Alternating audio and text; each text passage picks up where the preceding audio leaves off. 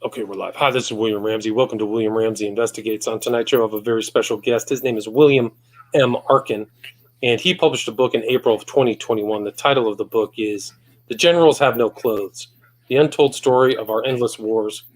And Mr. Arkin is one of America's premier military experts. His investigative work has appeared on the front pages of the New York Times, the Washington Post, and the Los Angeles Times, and he has won many awards. He served as an NBC News analyst and reporter for 30 years and is the best-selling author of more than a dozen books. Mr. Arkin served in Army intelligence in West Berlin during the Cold War and has been a consultant to wide-ranging organizations, including the U.S. Air Force, the United Nations Secretary General, Human Rights Watch, and the Natural Resources Defense Council. But this is not his only book that he published in 2021. He also published History in One Act, a novel of 9/11, published in June 2021. And on that day, the definitive timeline of 9/11 on August 17th, 2021. But he's also published some other titles. One is Unmanned Drones, Data, and the Illusion of a Perfect Warfare, 2015. American Coup, How a Terrified Government is Destroying the Constitution, 2013. Operation Iraqi Freedom, The Inside Story, published 2013. Also, Top Secret America, The Rise of the New American Security State, 2011. Divining Victory, Air Power in the 2006 Israel-Hezbollah War, 2011.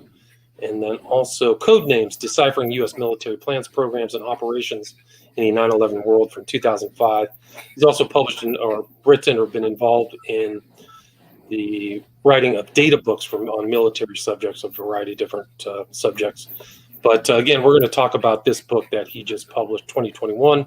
Title again is The Generals Have No Clothes. So, Mr. Arkin, are you there?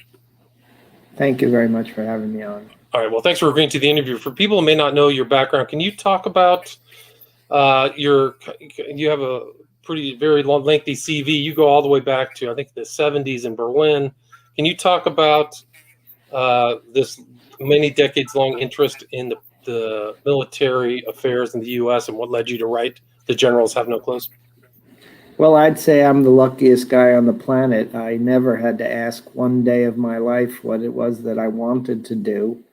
I joined the Army at the age of 18 and was shipped to Berlin at the height of the Cold War, in the middle of all of the espionage and crises that was still going on in Berlin. And then in addition to that, sort of at the front lines of the new technologies of intelligence collection.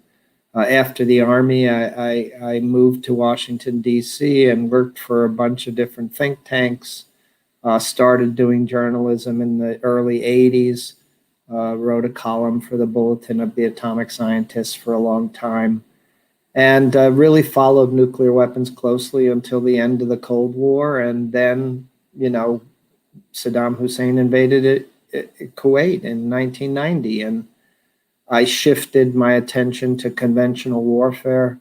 And I realized that I knew nothing. I knew nothing about it, really. It was funny. I knew more about the Soviet military than I did about the American military. And I ended up going to Iraq, the first American military expert to go inside Iraq after Desert Storm. And then doing these on-the-ground investigations of warfare, subsequently in Israel, Lebanon, in Iraq, and Afghanistan, in Eritrea and Ethiopia, in Kosovo. I kind of became an expert on air power and the conduct of war, served as a consultant to the Air Force, and started into journalism seriously in 1998. Still continue to write for Newsweek. Mostly I'm a cover story kind of guy. I write big stories, but books are my passion, and I've written more than a dozen, and I've watched the book world change in my almost 40 years of writing books. And but I still love a book. I love the notion of discovering a subject and letting the research and the investigation take you wherever it takes you. And I have a point of view. I definitely am anti-war, but then again, I mean, the top general in the Pentagon would say the same thing. I'm anti-war as well. But I am a specialist on the behavior and operations of the U.S. government. That's my real passion, and that's what I've focused on over many years. And you talk about, in the context of our endless wars, you talk about this in the intro about a deeply entrenched but also invisible or unrealized system. Can you talk about the background of what's happening in the U.S. As far as it's what's continuing this war that's really been at least supposedly ended in Afghanistan as one example recently? But can you talk about the entrenched system that facilitates warfare? Well, so, the United States has always been present in parts of the Middle East and Africa in some way, either small naval bases or other bases. And we forget, perhaps, that after Desert Storm in 1991, the U.S. stayed in the Middle East, stayed to enforce the Iraqi no-fly zones. It stayed to continue to pick at Saddam Hussein over a decade. And so when 9/11 came along, much of the infrastructure of what would become the global war on terror already existed, sort of with its epicenter in the Gulf states and Kuwait, and then slowly expanded, building out a global network of intelligence collection, of communications, of space. That was the real workhorse, if you will, of perpetual war. Which is to say that there's no other country on the planet that has a global network like the United States. There's no other country on the planet that has the capacity to move and operate anywhere on the planet. And, Afghanistan was a very remote place where we went to war in October 2001. And in order to operate in Afghanistan, not only did we build an infrastructure there, but we had to build the stepping stones to that infrastructure to connect it back to the United States. And in those days, in a country that didn't have a working telecommunication system, a big part of building up American capacity was building a cell phone system that could then link everybody at least together, and then even on top of that, cell phone systems in the sky, which we created, which were able to help people communicate back to the mothership, which was located in the tiny Gulf state of Qatar, but really back to the the information temple at Fort Meade, Maryland, where NSA is, and to the Pentagon, and to then other intelligence collection stations and drone operating stations, which existed all around the United States. And at one time, in both Iraq and Afghanistan, really there were more people fighting the war in places like Fort Meade and Fort Gordon, Georgia, in San Antonio, Texas, and in other small outposts. There were more people actually contributing to the targeting and to the intelligence analysis and even to the planning and operations than there were boots on the ground. And then boots on the ground after the Iraq surge in 2008 became very unpopular. And so the shift of the American military was to find a way to continue to prosecute the war on terrorism with the minimum of boots on the ground. And that meant that it had to be a giant wedge, a small number of people on the ground backed up by tens, hundreds, and thousands, and even tens of thousands of people providing them with information, providing them with direction, providing them with all of what they needed. And so by the time the United States announced its withdrawal from Afghanistan, we had 2,500 troops on the ground. By the time the United States withdrew from Iraq in 2011, we had about 10,000 troops on the ground. It's a tiny number when you think about warfare. And that had also expanded to having various stepping stones in everywhere from Niger and in West Africa to Somalia, to Yemen, even into the Philippines. And these are the real forgotten wars, because despite the Biden administration's announcement that we're now done with Afghanistan and ending our longest war, the truth of the matter is that the U.S. military and the CIA and black special operations units continue to operate in 20 other countries around the world, and the United States could be bombing or could be mounting drone attacks or lethal strikes in 10 countries every day. Right. You said that there's special forces in like almost 90 countries. So the huge physical superstructure of the United States is ever present almost worldwide. It is. And even today, we will see the continuation of operations against ISIS in Afghanistan, against Al Qaeda. And that's all facilitated by this global network. But the forces that actually are flown, let's say the drone that struck the ISIS planners in Afghanistan, that drone likely flew out of the Gulf, out of the Persian Gulf. So it flew hundreds of miles to be over Afghanistan, but we've built up that capacity over decades now. And so there are drone bases in Djibouti, there are drone bases in the Gulf states, there are drone bases in Niger, and these, as well as special operations, small forward operating bases, some of them very secret in places like Uzbekistan and Pakistan and other places.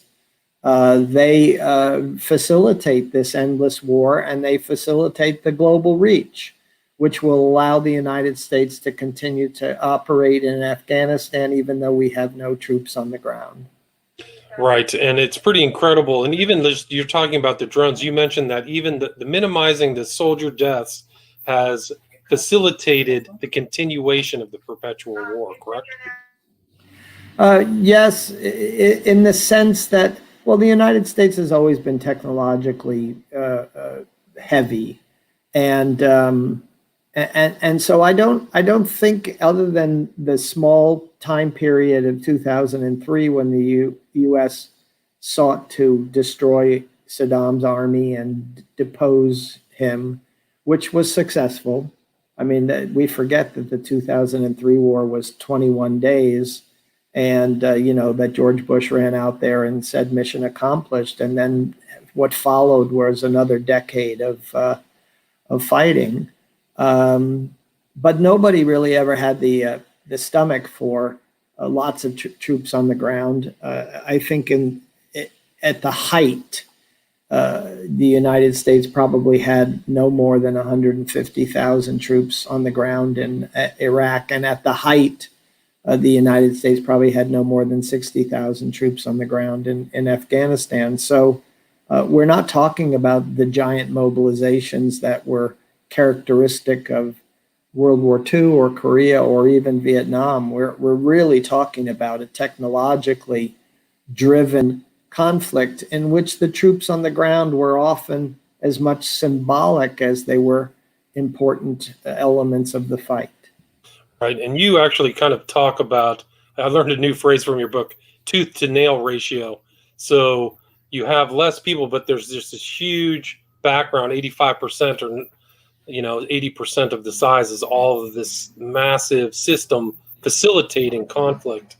And I thought that was really interesting that, I mean, you use an example of this program that took place where the National Guard, the 155th, was sent to Kuwait, Spartan Shield, but just this massive capacity to move manpower and deployment of tanks and all this stuff all around the world. Can you talk about how that's constantly happening in the U.S. military? Well, the tooth to tail ratio is something that has always been a present element, both because there's a balance between military people and civilians, and today private contractors, and then second, the number of actual guys who are trigger pullers, who are fighting, as opposed to those who are in support roles, has shifted more and more towards support. So let's just take down, for instance, go back to the Vietnam War. The ratio of fighters to support was probably 1-to-1, and today it's more on the somewhere around, as you said, 85%. It's for every 10 soldiers that are on the ground, eight of them are in support roles. And for every 100 soldiers on the ground, there are 800 people behind them. So this ratio has continued to grow, and in Afghanistan and Iraq, obviously contractors became incredibly important, and a large part of the number of Americans who were present in Afghanistan during this withdrawal over the last 3 weeks were contractors, civilians who had volunteered to go over there. Obviously, they work for companies that are contracted to do various functions, everything from operating the air conditioning systems on bases to being the basic intelligence analysts of the system. So, even saying boots on the ground is misleading today, because so much of what's on the ground is contractors, and the ratio of contractors to soldiers, especially in remote locations, becomes greater and greater. So the American way of war has shifted towards individual targeting, towards killing people in onesies and twosies with drones and special operations units. And the American arithmetic of war has shifted, with as many people in support roles as are people who are doing the actual fighting on the ground, and then a ratio of 1-to-10 in terms of every soldier that's out there. There are 10 people back behind that soldier. So just think about it. When you have 2,500 people on the ground in Afghanistan, there's probably somewhere in the area of 25,000 people supporting them behind. Right. And can you also kind of address how the national security establishment kind of maintains or facilitates the perpetual war over administrations? Well, the most important point to make, I guess, also in the context of Afghanistan today, is secrecy. I mean, Joe Biden can announce that the war is over in Afghanistan when it's not. Joe Biden can announce that everybody has been withdrawn when it's not even clear that that's true. Joe Biden can announce that he's ending the endless wars when we're in 20 other countries actively fighting today. It just seems to me like secrecy has facilitated not only the deception of the American government about where we're fighting and where we're engaged, but also at the same time, in a funny way, secrecy, it creates the crises that we then have to clean up after. So in Afghanistan, probably in the last year, the estimate of the number of Americans on the ground in terms of contractors and in addition to the 2,500 was somewhere in the 8,000 range. And the reality was that once we were there at Kabul airport starting to evacuate people, all of a sudden that number was 20,000. It's like, well, why weren't they just honest about how many people were on the ground? It would have changed everyone's perspective about what the task was ahead. And I hold the government accountable for those deceptions. And so, and now announcing that, the forever wars are ending, it's ridiculous. I mean, we're fighting ferociously in West Africa and East Africa. We're still engaged in Yemen. We're still fighting ISIS in Iraq and Syria. I mean, so I just think that if the government were more truthful with the American people about where forces were deployed, about where we were fighting and what we were doing, either they would be forced to reconcile this gigantic war, a worldwide war, with the American people, who I think are generally opposed to the continuation of these forever wars because they don't accomplish anything, or people would be more engaged and more aware of what their own military was doing. And that really is the biggest problem that I identify in this book, which is that civilian literacy about the military has really crumbled to almost zero, partly as a result of the fact that we have a volunteer military, but also, I will say, partly as a result of the fact that secrecy shields so much of what the military actually does. Right. And you kind of have a solution. You propose a solution in chapter 10. You talk about having something like an index that would show and be able to kind of ascertain and analyze what's going on with the national security state. Can you talk about that?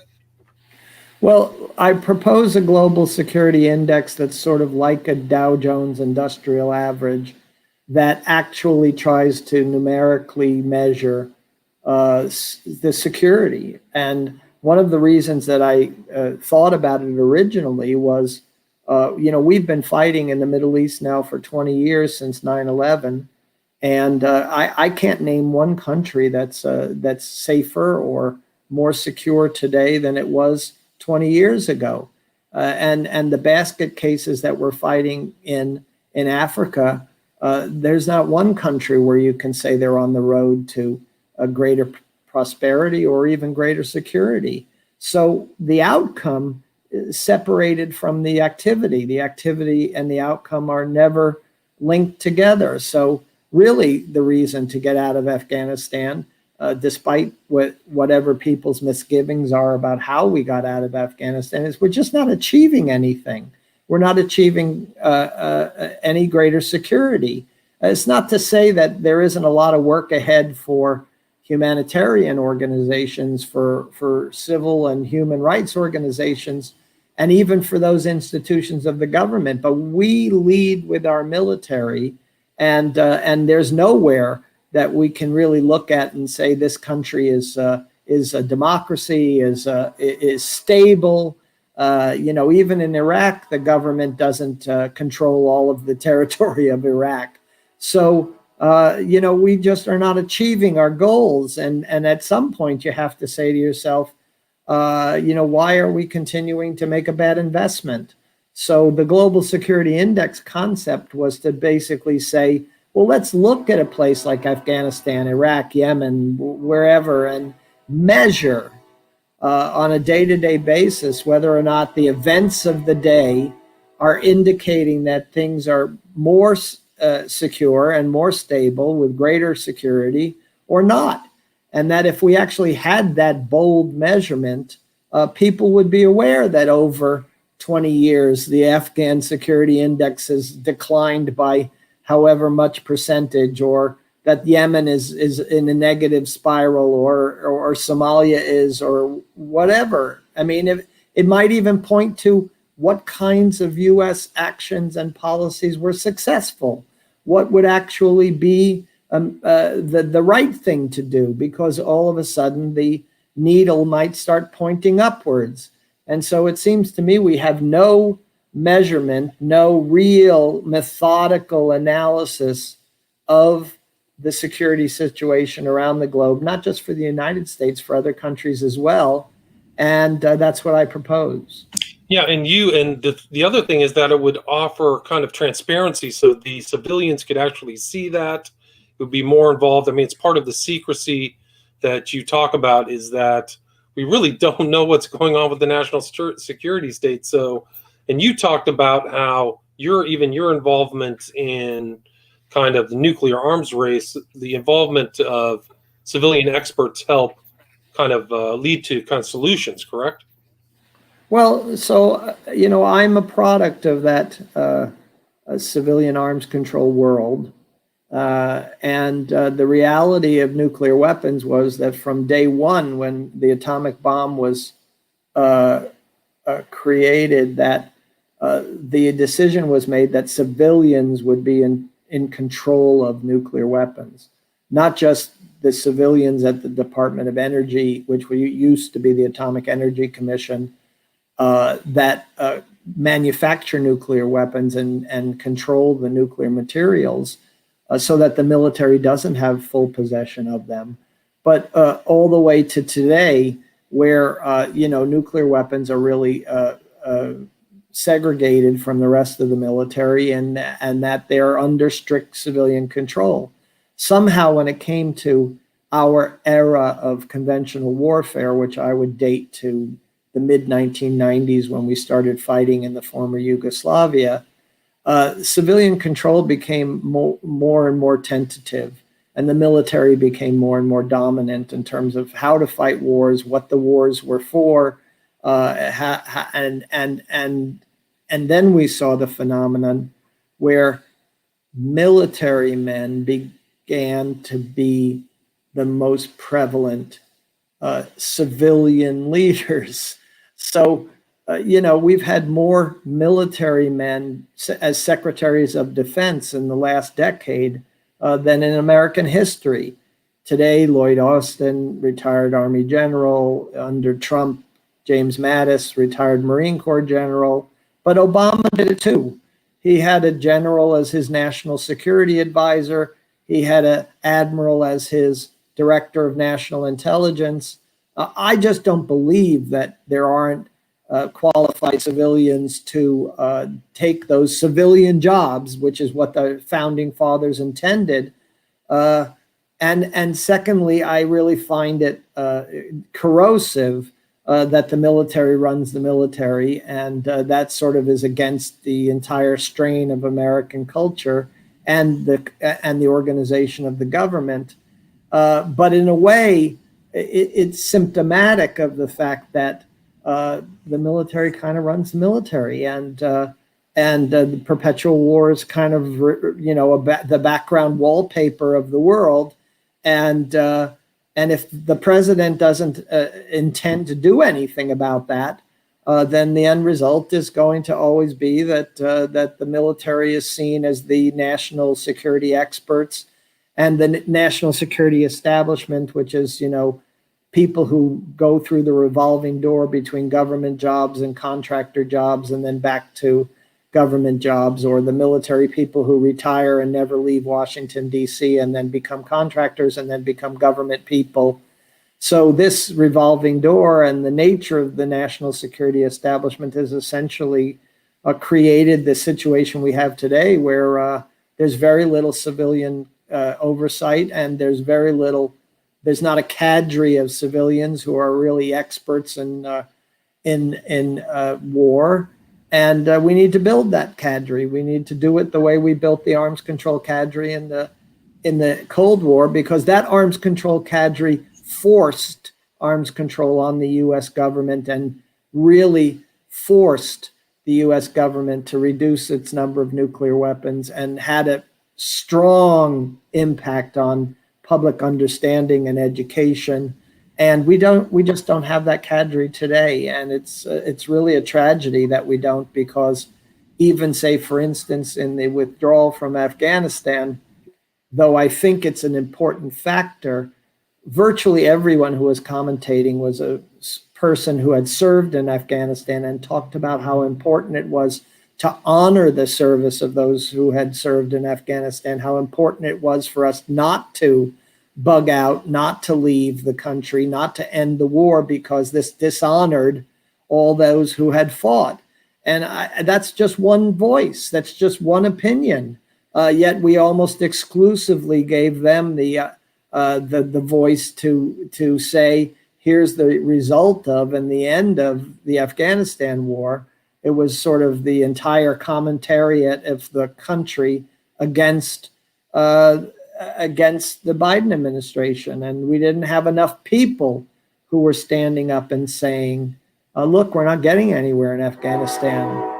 And as Joe Biden said, and I give him credit for it, he said, we're never going to win this with the military. And if we don't withdraw now, when are we going to withdraw? And I get it that the military is against that. but I don't think that it's the right answer. And I also lament that we don't have a civilian cadre, a strong Right. civilian group that can really explain this as well as the military people can. And I think that the kind of nuclear anti-proliferation movement has been forgotten, and people don't realize the success of how NGOs and individuals and civilians really changed the arc of that, the growth of the nuclear weaponry. I think that something like that, like you said, applied today to there's really kind of a. I think you even use the term in your book, like there's no proper dictionary definition of the state we're in. It's like perpetual conflict, and I think it's like perpetual war, but also self-perpetuating individuals who are, like you say, are rotating in this same environment and continuing this on and on.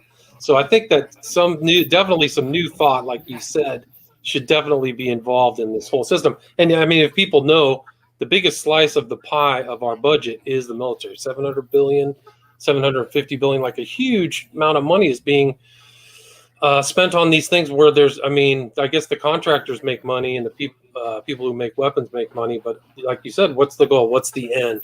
So, I mean, what do you think is, other than having civilian involvement, what other solutions do you think should be applied to solve the problem of perpetual war?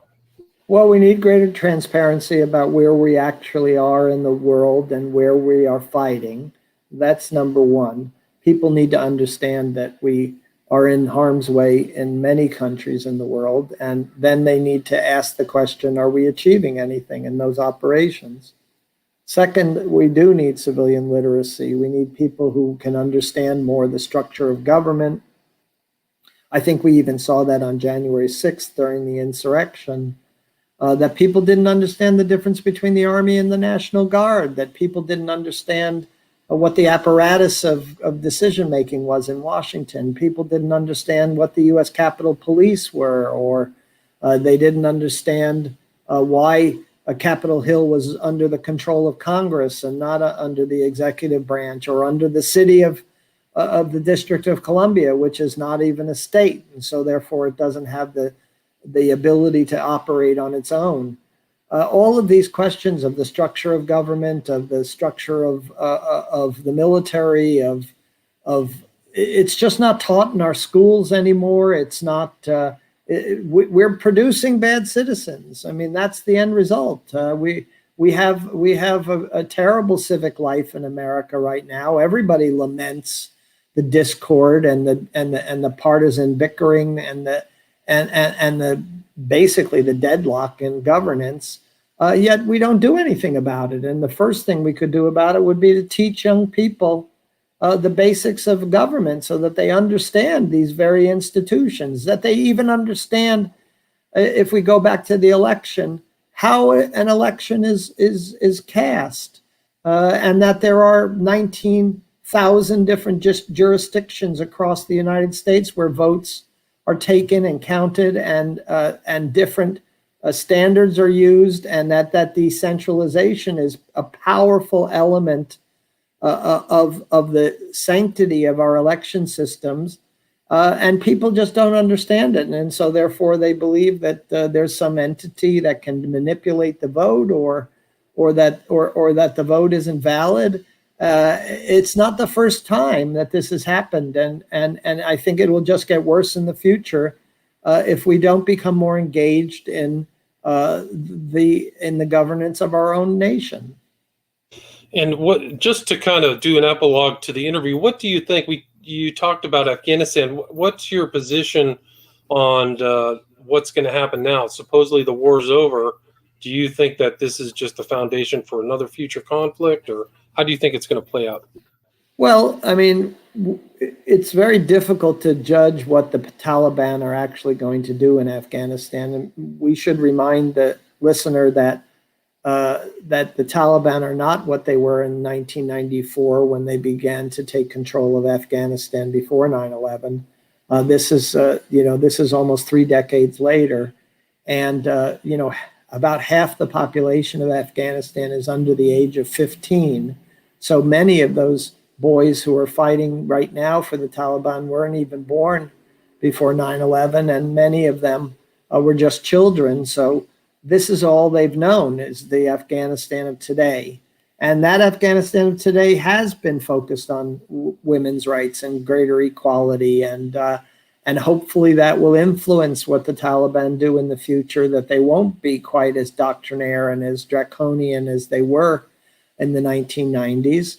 But the United States is going to try to influence that. And obviously, the Biden administration is negotiating with the Taliban right now as we speak for the privilege and the opportunity to continue to go after ISIS and Al-Qaeda, which have never been destroyed.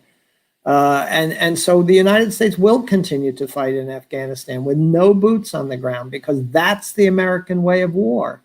And I don't see that ending. I mean, Joe Biden even admits that that's what's happening. And at the same time, the United States will continue to fight in Iraq, in Syria, will continue to fight in Yemen, and it will continue to fight in more than a dozen countries in Africa, a growing number of countries in Africa. So the infrastructure of war, the infrastructure of perpetual war, will be maintained. It'll be moved to, quote, safer countries like Kuwait, Bahrain, the United Arab Emirates, and Qatar, Oman. But at the same time, people will forget. They will stop paying attention because it appears that the war in Afghanistan is over. And when a drone strike occurs or an airstrike occurs, and there are no boots on the ground, people tend not to pay very much attention. And so I guess the overall message of this book is that the American way of war has changed, that boots on the ground is no longer the measurement, nor is it necessarily the fighting capacity of the American military, that no boots on the ground is also a possible mix. And that is, in fact, where the U.S. military is more and more shifting in terms of fighting these kinds of unconventional wars and counterterrorism. And people shouldn't forget that we're still out there, that we're still operating, and that what unfolds in Afghanistan is under some of our control. But the truth of the matter is, as this country descends into civil war again and Taliban rule, we will see really the emptiness of perpetual war, and that we have only achieved things in a temporary way, not transformed the society, and we'll probably go back to where we were before 9/11. That's a great way to end it. Well, at the end of your book, you hope for more civilian involvement, more civic understanding in the country, and less perpetual war. So I hope your entreaty definitely comes true. Where's the best place for people to get your book, The Generals Have No Clothes?